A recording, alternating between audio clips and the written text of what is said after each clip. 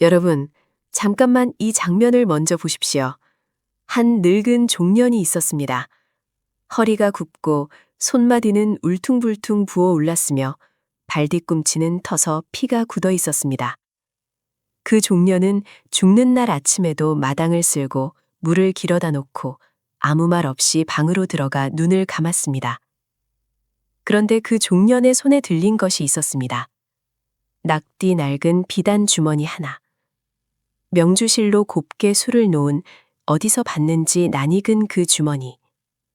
그 주머니 속에 든 것이 무엇이었는지, 그것을 꺼내든 아들이 왜 그 자리에서 통곡을 했는지, 도대체 이 종년의 정체가 무엇이었길래 양반 고을 사람들이 그 소식을 듣고 모두 하늘을 우러러 탄식을 했던 것일까요? 오늘 이 이야기를 끝까지 들으신 분은 어머니란 두 글자가 평생 다르게 보이실 것입니다. 안녕하십니까 여러분. 사랑방 옛이야기 채널에 오신 것을 환영합니다. 오늘은 눈물 없이는 들을 수 없는 조선 땅의 진짜 어머니 이야기를 들려드리겠습니다. 아직 구독 안 하신 분은 지금 구독 눌러주시고 편안히 앉아서 들어보십시오. 때는 조선 영조 임금 시절이었습니다. 영조대왕이 나라를 다스린 지 어언 20해가 넘던 그 무렵의 이야기입니다. 세상은 겉으로는 태평성대라 했으나 양반과 상민의 벽은 하늘과 땅만큼이나 높았고 신분이 낮은 자는 아무리 능력이 뛰어나도 그 뜻을 펼칠 길이 막혀 있던 시절이었습니다. 경상도 안동에서 서쪽으로 한참을 가면 낙동강 물줄기가 굽이치는 어느 산골 마을이 있었습니다. 마을 이름은 솔재라 했는데 소나무가 고개를 빼곡히 덮고 있어서 그리 불렸다고 합니다. 이 솔재 마을에는 조씨 집안이 터를 잡고 있었습니다. 조씨 집안은 그 고을에서 제법 이름난 양반 가문이었는데 그라는 선비들을 여럿 배출한 집안으로 마을 사람들의 존경을 받고 있었습니다. 그 조씨 집안에 종이 여럿 있었습니다. 그 가운데 복순이라 불리는 중년 여종이 하나 있었는데 이 복순이라는 여종이 오늘 이야기의 주인공입니다. 복순이는 나이가 35쯤 됐을 무렵 호련히 조씨 집안에 들어왔습니다. 어디서 왔느냐 물으면 그저 먼 데서 왔습지어라 했고 전에 어느 집 종이었냐 물으면 기억이 가물가물합지어라 했습니다. 말수가 적고 표정이 없어서 처음에 마을 사람들은 복순이를 두고 어디서 온 줄도 모르는 묘한 종년이라 수군댔습니다. 하지만 복순이의 손끝은 귀신 같았습니다. 밥을 지으면 고슬고슬하고 빨래를 하면 눈처럼 하얗고 바느질을 하면 바늘땀이 실처럼 가늘고 고왔습니다. 마당을 쓸면 흙 한 점 안 남고 장독대를 닦으면 거울처럼 빛났습니다. 조씨댁 마님은 복순이를 얻고 나서 이런 종년은 난생 처음 봤다며 흡족해했습니다. 복순이에게는 아들이 하나 있었습니다. 이름은 돌쇠라 했는데 아비 없이 자란 아이였습니다. 복순이가 조씨 집에 들어올 때 데리고 온 아이였는데 그때 나이가 6살이었습니다. 돌쇠는 아이답게 말썽도 부리고 뛰어다니기도 했지만 눈빛이 맑고 또렷하여 보는 이마다 저 아이는 예사롭지 않다는 말을 했습니다. 복순이는 돌쇠를 볼 때마다 남들 몰래 눈물을 훔쳤습니다. 왜 우는지는 아무도 몰랐습니다. 그렇게 세월이 흘렀습니다. 돌쇠가 10살이 됐을 때 복순이는 조씨댁 도련님인 조서방을 붙들고 한 가지를 부탁했습니다. 도련님, 저는 별다른 소원이 없사옵니다. 딱 한 가지만 들어주시면 남은 평생 이 집에서 뼈를 묻겠사옵니다. 조서방이 물었습니다. 그게 뭐냐? 어서 말해보거라. 복순이가 고개를 조아리며 말했습니다. 제 아이 돌쇠에게 글을 가르쳐 주십사 하옵니다. 어떤 심부름이든 하겠사옵니다. 어떤 고생도 마다 않겠사옵니다. 제발 저 아이에게 글자만 가르쳐 주십시오. 조서방은 잠시 생각하다가 고개를 끄덕였습니다. 에잇, 별거 아닌 것을 가지고 알았다. 대신 네가 말한 대로 딴소리 하지 말아야 한다. 그날부터 돌쇠는 조씨 집안의 사랑방에서 글을 배우기 시작했습니다. 돌쇠는 글을 배우자마자 날개가 돋은 듯 했습니다. 한 번 읽으면 잊지 않았고 한 번 쓰면 다시 가르쳐 줄 것도 없었습니다. 훈장이 오히려 혀를 내두를 정도였습니다. 이 아이는 타고났습니다. 뭔가 다른 피가 흐르는 것 같소. 훈장이 그런 말을 할 때마다 복순이는 옆에서 듣다가 슬그머니 자리를 피했습니다. 그리고 혼자 뒷곁 장독대 뒤에서 흐느꼈습니다. 왜 우는지 역시 아무도 몰랐습니다. 복순이에게는 이상한 버릇이 하나 있었습니다. 그것은 바로 낡은 비단 주머니였습니다. 명주실로 술을 놓은 한눈에 봐도 감나가는 비단 주머니였는데 복순이는 그것을 항상 가슴속에 품고 다녔습니다. 어느 날 조씨댁 마님이 그것을 보고 물었습니다. 그게 뭐냐? 어디서 난 것이냐? 복순이는 잠깐 굳은 얼굴로 말했습니다. 죽은 낭군이 남긴 것이옵니다. 죽어서도 버리지 못하겠사옵니다. 마님은 더 묻지 않았습니다. 그러나 마님의 눈에 잠깐 이상한 빛이 스쳤습니다. 저런 종년이 저런 비단주머니를 갖고 있다니 어딘가 수상하다는 느낌이었습니다. 그러나 그것도 잠깐이었고 마님은 곧 잊어버렸습니다. 또 한 가지 이상한 일이 있었습니다. 돌쇠가 12살 되던 해 어느 날 조씨 댁에 한양에서 손님이 왔습니다. 조서방의 친구인 이진사가 온 것이었는데 글솜씨가 빼어난 선비였습니다. 이진사가 사랑방에서 글을 쓰고 있는데 복순이가 밥상을 들고 들어왔습니다. 복순이가 밥상을 내려놓으려다가 이진사의 글씨를 보고 잠깐 멈췄습니다. 이진사가 쓴 것은 당나라 시인 두보의 시 한 구절이었습니다. 복순이가 아무 말 없이 돌아서는데 이진사가 불쑥 말했습니다. 여봐라, 종년아, 이 글자가 무슨 뜻인지 아느냐? 복순이가 잠깐 멈췄습니다. 그리고 아무렇지 않은 듯 말했습니다. 모르옵니다. 그런데 이 진사는 웃으며 말했습니다. 허허, 그런데 내 눈이 왜 글씨 위에서 멈췄느냐? 아는 사람은 티가 나는 법이거든. 복순이는 아무 말도 못하고 방을 나갔습니다. 이 진사가 조서방에게 소군댔습니다. 자네 집 종년이 이상하이. 글 모르는 척하지만 분명 눈이 글자를 따라갔네. 저 여인 예사롭지 않은 사람일세. 조서방은 허서 웃으며 말했습니다. 에이, 설마 그냥 종년인데. 그러나 그날 밤 복순이는 방에서 혼자 눈을 뜨고 누워 새벽닭이 울 때까지 잠을 이루지 못했습니다.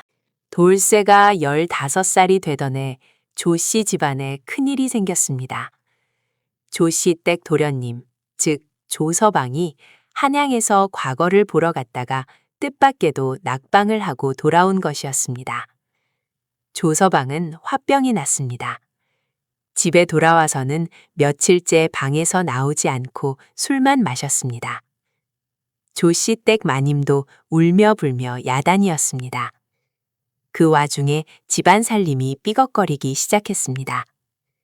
과거 준비를 하느라 돈을 너무 많이 쓴 탓에 빚이 생겼고 논밭 몇마지기를 팔아야 할 처지가 됐습니다.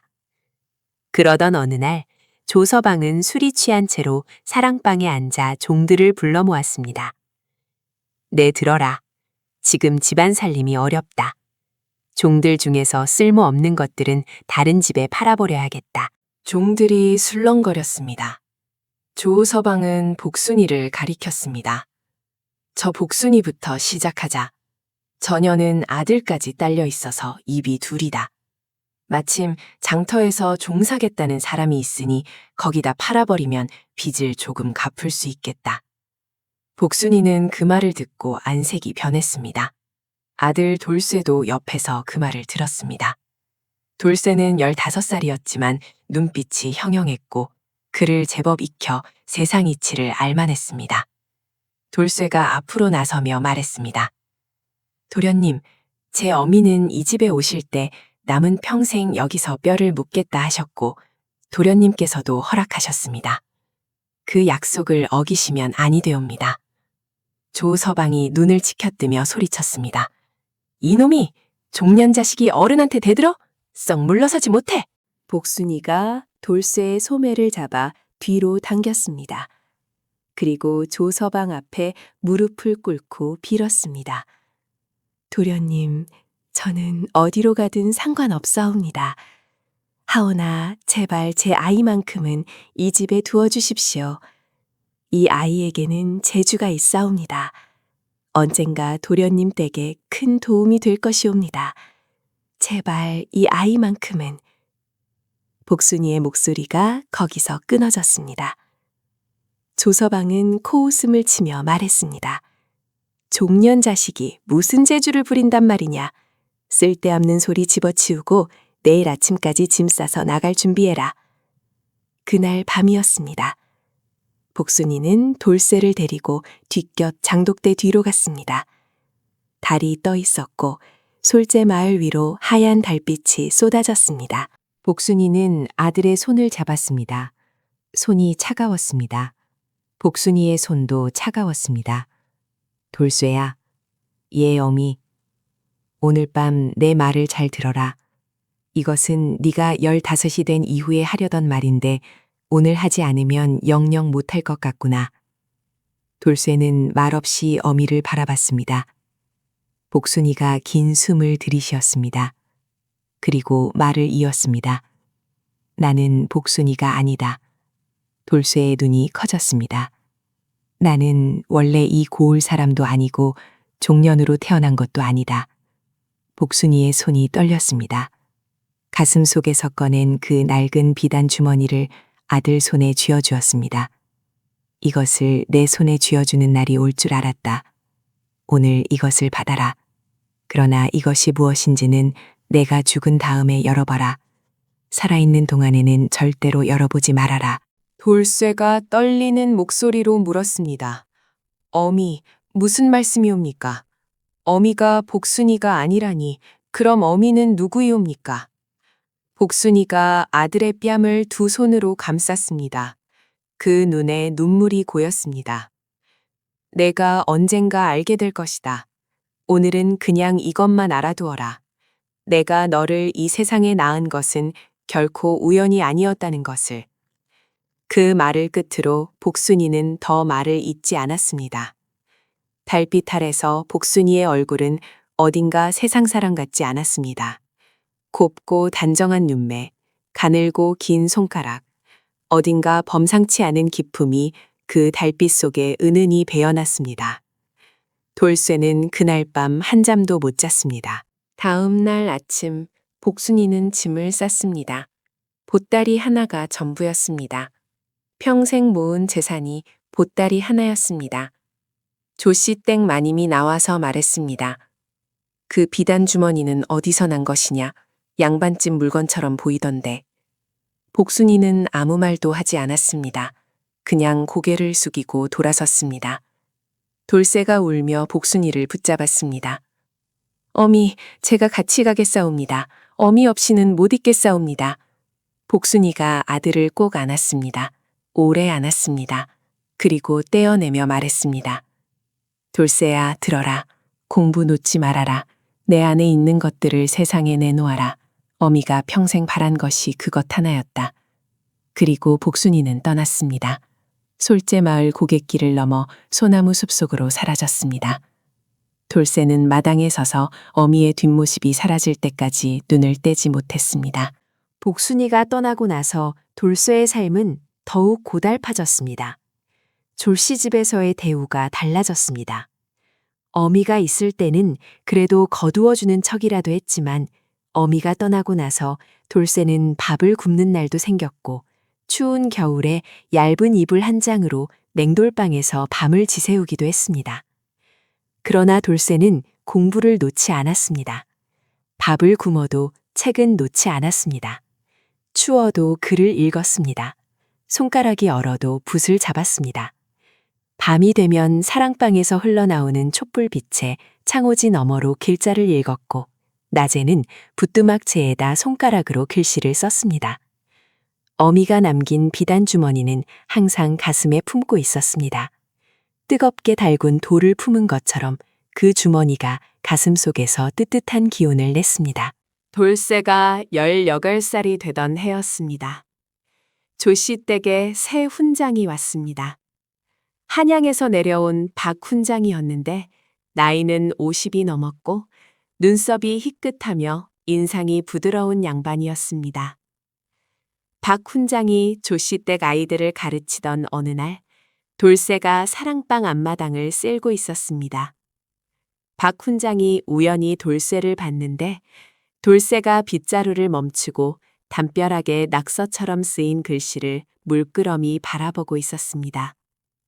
박 훈장이 다가가서 물었습니다. 저 글자가 읽히느냐? 돌쇠가 고개를 들었습니다. 예, 읽히옵니다. 그래, 뭐라 쓰여 있느냐? 돌쇠가 또렷하게 읽었습니다. 하늘 아래 억울함이 없는 날은 반드시 봄날처럼 온다 하였사옵니다. 박 훈장이 눈을 크게 떴습니다. 그 글은 웬만한 양반도 알아보기 어려운 옛 문구였습니다. 네가 중년의 아들이라 했느냐? 그러하옵니다. 종년의 아들이 이 글을 읽다니. 박 훈장은 그날부터 돌쇠에게 관심을 갖기 시작했습니다. 박 훈장이 돌쇠를 따로 불러 물었습니다. 내 어미에 대해 말해보거라. 돌쇠가 어미 이야기를 했습니다. 복순이가 처음 이 집에 왔을 때의 모습, 그를 가르쳐 달라는 부탁, 비단 주머니, 밤에 해주던 그 수수께끼 같은 말들. 박 훈장이 듣다가 한 가지를 물었습니다. 그 비단 주머니의 수놓은 모양이 어떻게 생겼느냐? 돌쇠가 꺼내 보여줬습니다. 박 훈장이 그것을 받아들고 한참 동안 바라봤습니다. 그 얼굴이 조금씩 굳어갔습니다. 눈가에 뭔가 아는 빛이 서렸습니다. 박 훈장이 긴 숨을 내쉬며 말했습니다. 이것은 함부로 만들 수 있는 것이 아니네. 어찌하여 그러하옵니까? 이 수노인 문양은 아무나 쓸 수 없는 것일세. 이것은 내가 잘못 본 것이어야 하는데. 박 훈장이 더는 말을 잇지 않았습니다. 돌쇠는 무언가 모를 떨림을 느꼈습니다. 어미가 한 말이 떠올랐습니다. 내가 너를 이 세상에 낳은 것은 결코 우연이 아니었다는 것. 그 말의 뜻이 뭔지 이제 조금씩 윤곽이 잡히는 것 같았습니다. 하지만 아직은 안개 속이었습니다. 그로부터 2해가 더 흘렀습니다. 돌쇠는 20살이 됐습니다. 박 훈장은 떠나기 전에 돌쇠를 불러 말했습니다. 내가 한양에 올라가거든 어느 어르신을 뵙고 내 이야기를 해드리겠다. 너는 그 사이 공부를 더 갈고 닦아라. 내 어미가 왜 너에게 글을 가르치려 했는지 그 이유는 언젠가 반드시 밝혀질 것이네. 박 훈장이 떠났습니다. 그 무렵 복순이의 소식이 들려왔습니다. 솔제에서 서쪽으로 반나절 거리에 있는 이웃고을 버들개에서 한 늙은 종년이 죽을 것 같다는 말이었습니다. 소식을 전한 것은 장터에서 온 사람이었습니다. 버들개의 최서방 댁 종년인데 아마 이름이 복순이라 하더군요. 몸이 이미 다 망가졌다 하옵니다. 돌쇠는 그 말을 듣자마자 다른 박질을 쳤습니다. 버들개까지 산길을 달려가니 해가 뉘엿뉘엿 지고 있었습니다. 발바닥이 피가 나도록 달렸습니다. 숨이 턱까지 차올랐습니다. 그래도 발을 멈출 수가 없었습니다. 최서방 댁에 도착하니 어두컴컴한 방 하나에 복순이가 누워 있었습니다. 돌쇠가 문을 열고 들어갔을 때 복순이는 눈을 감고 있었습니다. 얼굴이 많이 여위었습니다. 손은 더욱 앙상해졌고 발뒤꿈치에 굳은 살은 더 두꺼워져 있었습니다. 돌쇠가 무릎을 꿇고 복순이의 손을 잡았습니다. 어미, 제가 왔사옵니다. 복순이가 눈을 떴습니다. 흐릿하던 눈이 아들을 알아보자 조금 밝아졌습니다. 돌쇠냐? 예, 어미, 제가 왔사옵니다. 복순이가 힘겹게 손을 들어 아들의 뺨을 쓰다듬었습니다. 거칠고 굳어진 손이었는데 그 손길은 더없이 부드러웠습니다. 잘 컸구나. 어미가 바랐던 대로 잘 컸구나. 어미, 이제 제가 어미를 모시겠사옵니다. 더 이상 이 집에 있을 것 없사옵니다. 제가 모시겠사옵니다. 복순이가 천천히 고개를 저었습니다. 때가 다 됐다, 돌쇠야. 이제 더 갈 데도 없다. 어미, 복순이의 눈에서 눈물이 흘렀습니다. 그 눈물이 메마른 뺨을 타고 천천히 내려갔습니다. 돌쇠야, 그 주머니 아직 가지고 있느냐? 예, 어미, 항상 가슴에 품고 있사옵니다. 아직 열어보지 않았느냐? 어미 말씀대로 열어보지 않았사옵니다. 복순이가 조용히 눈을 감았습니다. 잘했다. 그리고 잠시 뜸을 들인 후 복순이가 조용하고 낮은 목소리로 말을 이었습니다. 그것은 지금껏 한 번도 꺼낸 적 없는 이야기였습니다. 돌쇠야, 들어라. 나는 네 어미다. 그것만큼은 세상이 다 뒤집혀도 변하지 않는다. 하지만 내가 원래 종이었던 것은 아니다. 나는 원래 이 경상도 땅에서 사대부 가문의 딸로 태어났다. 집안이 어떤 집안이었냐 하면 그것은 내가 그 주머니를 열어보면 알게다. 내가 23이 됐을 때 내 아버지가 돌아가셨다. 그리고 집안이 기울기 시작했다. 집안이 기우니 이 세상이 달라 보이더구나. 어제까지 굽신거리던 자들이 오늘은 고개를 빳빳이 들고 다녔고, 어제까지 형님이라 부르던 자들이 오늘은 모른 척했다. 나는 그것이 원통했다. 신분이 높아야 사람 구실을 한다는 것이. 그런데 그보다 더 원통한 일이 벌어졌다. 집안에서 나를 강제로 혼인시키려 했는데 그 상대가 나쁜 사람이었다. 재산을 노리는 자였다. 거절하면 위험한 자였다. 그 자를 피해 달아나다가 산속에서 한 사람을 만났다. 그 사람이 내 아비다. 내 아비는 글 잘 읽는 선비였으나 집안이 어려운 사람이었다. 우리 둘은 사흘을 같이 산속에서 지내다가 헤어졌다. 그 사흘이 전부였다. 나중에 내가 산을 내려왔을 때는 이미 모든 것이 늦어버린 뒤였다. 집안도 없어지고 그 나쁜 자도 사라지고 나는 오도 가도 못하는 신세가 됐다. 그리고 뱃속에 내가 자라고 있었다. 나는 그때 결심했다. 이 아이만큼은 내가 겪은 것을 겪게 하지 않겠다고. 신분 때문에 꺾이지 않게 하겠다고. 공부를 가르쳐서 스스로 길을 뚫게 하겠다고. 그러기 위해서는 돈이 필요했고, 자리가 필요했고, 기회가 필요했다. 그래서 나는 스스로 종이 됐다. 양반집의 종으로 들어가면 내 아이를 교육시킬 기회를 얻을 수 있다고 생각했다. 그것이 조씨집이었다. 돌쇠야, 어미는 후회하지 않는다. 네가 글을 읽을 때마다, 네가 책을 들고 있을 때마다, 어미는 배가 불렀다. 밥을 굶어도 배가 불렀다. 그게 어미가 살아온 이유였다. 복순이가 말을 마쳤습니다. 방 안에 오랫동안 침묵이 흘렀습니다. 돌쇠는 말을 못했습니다. 울고 싶었는데 눈물도 나오지 않았습니다. 가슴이 꽉 막힌 것 같았습니다. 창밖으로 버들개 마을의 저녁 연기가 피어올랐습니다. 어딘가에서 닭이 울었습니다.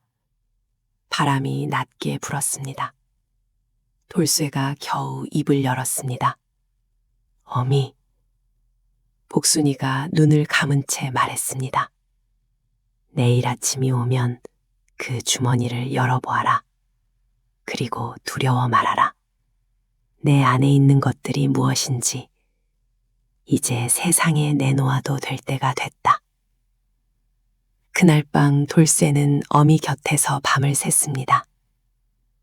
어미의 손을 꼭 잡고 손가락 하나하나에 굳은 살을 만지며 밤을 샜습니다.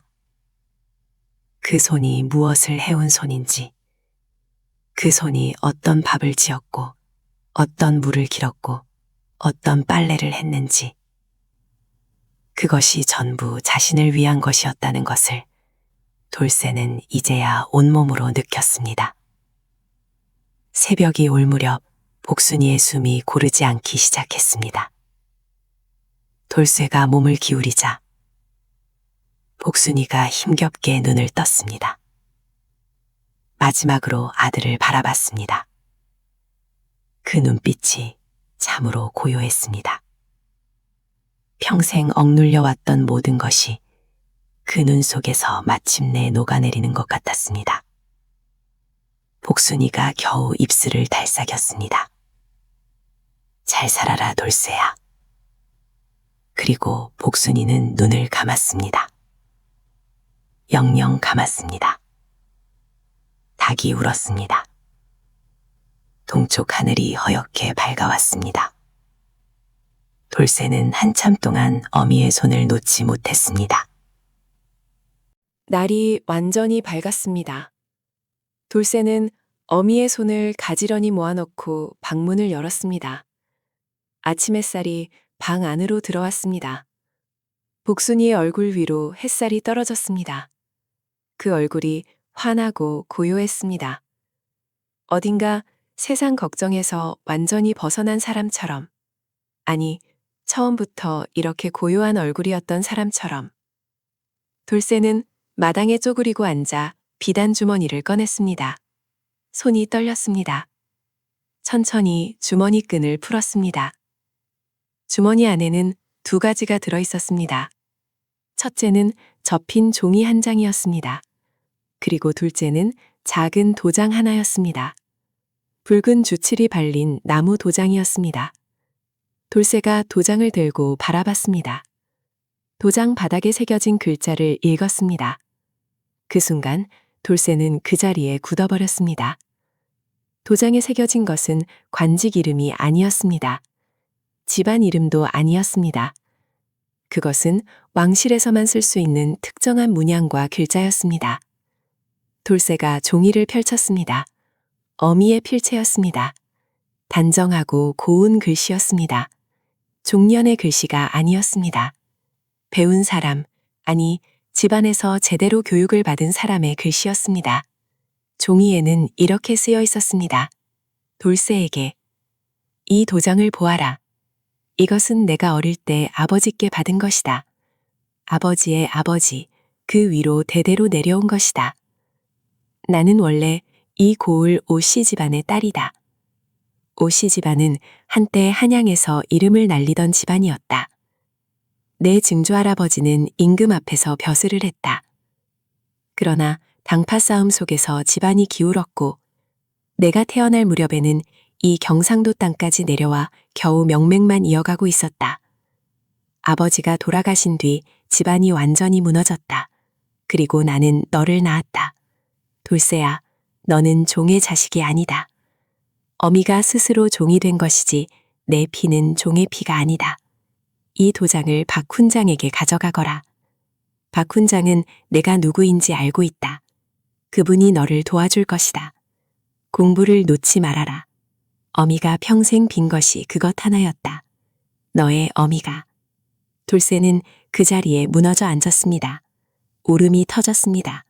오래도록 울었습니다. 어미가 평생 왜 울었는지 이제 알 것 같았습니다. 어미는 억울해서 온 것이 아니었습니다. 어미는 아들이 있어서 울었던 것이었습니다. 아들이 글을 읽는 것이 기뻐서, 아들이 밥을 먹는 것이 감사해서, 아들이 자라는 것이 고마워서 운 것이었습니다.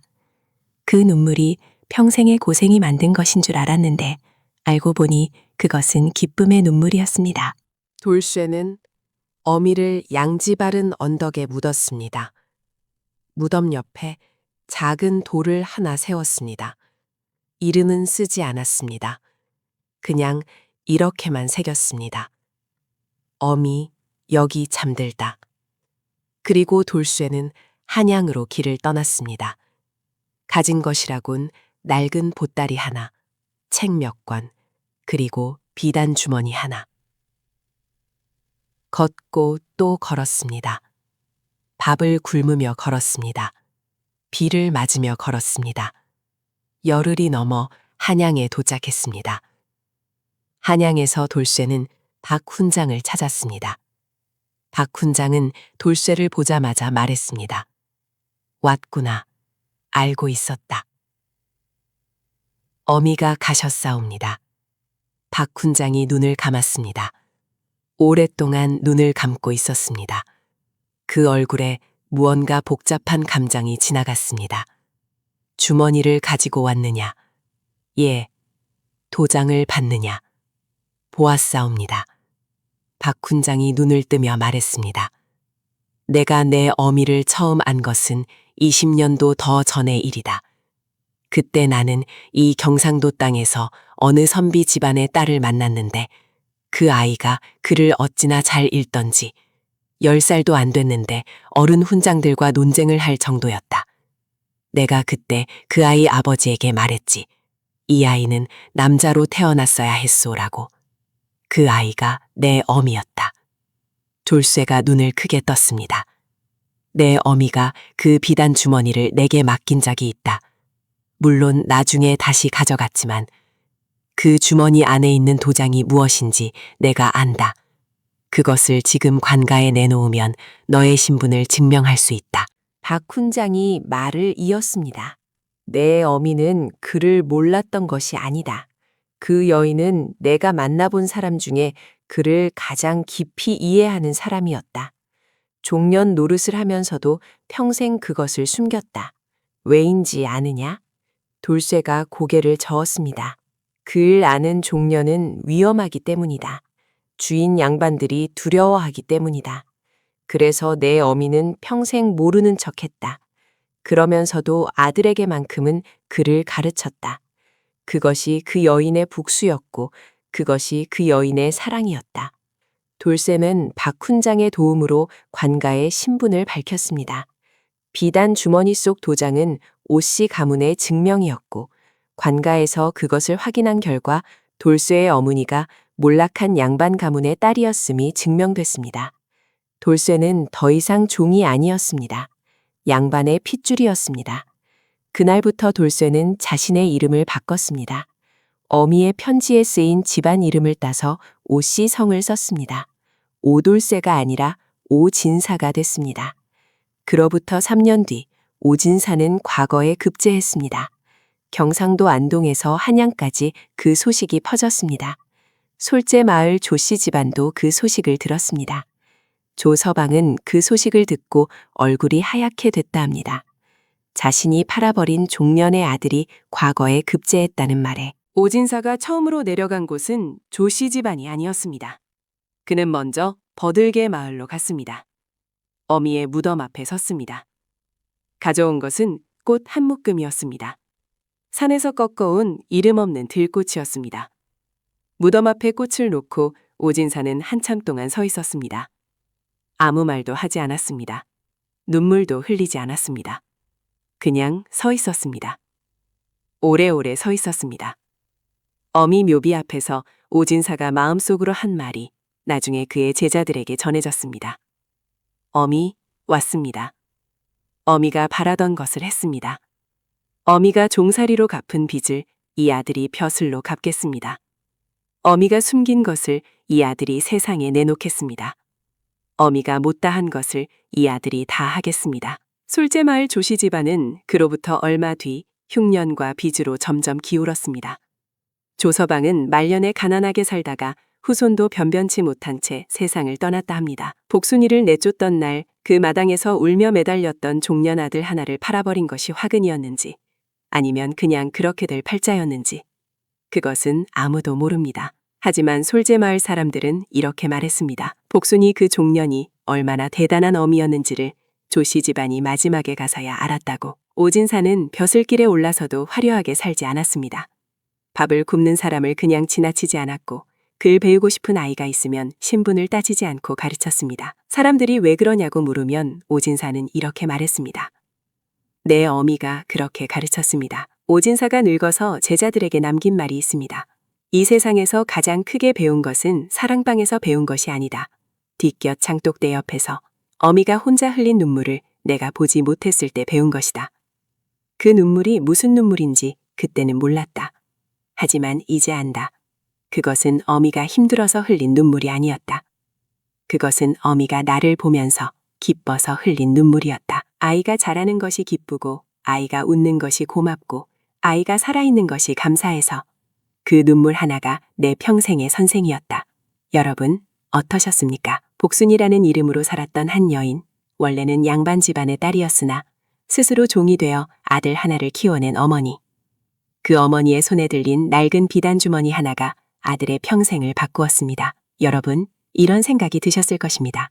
우리 어머니도 그랬지 않았는가 하고 밥 굶으면서도 자식 밥 먹이던 어머니, 추운 데서 자면서도 자식에게 입을 덮어주던 어머니, 아프면서도 아픈 티 안 내던 어머니. 그 어머니들이 흘린 눈물이 어쩌면 복순이의 눈물과 같은 눈물이 아니었을까요? 기뻐서 흘린 눈물, 감사해서 흘린 눈물. 오늘 이야기는 여기서 마치겠습니다. 시청자 여러분께 한 가지 여쭤보고 싶습니다. 내 어머니가 남겨주신 것 중에 가장 소중한 것이 무엇입니까? 작은 물건이든 말 한마디든 손길 하나든 여러분의 이야기를 댓글에 남겨주시면 이 채널이 더욱 풍성해질 것입니다. 오늘도 끝까지 들어주셔서 고맙습니다. 다음 이야기도 기다려주십시오. 구독과 좋아요, 알림 설정은 언제나 환영합니다.